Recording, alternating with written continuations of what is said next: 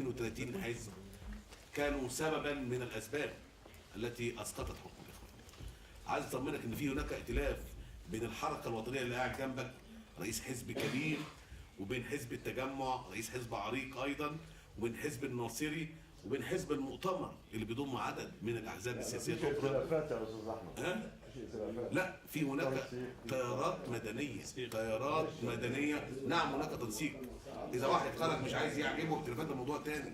احنا لا، هناك تنسيق وترتيب، لن نكون لقمه سائغه، ولن يقول ان الاحزاب كل واحد عنده اثنين وثلاثه، لا. ما تنساش ان معاهم الاستقلال.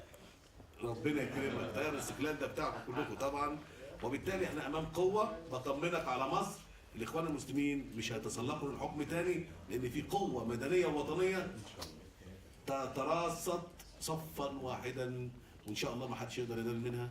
شكر الله لكم، ونعود الى مصر ان شاء الله سالمين، محققين اغراض اخرى لصالح العلاقه ما بين روسيا ومصر. Уважаемые гости, я еще раз хочу позвольте поблагодарить вас за интересную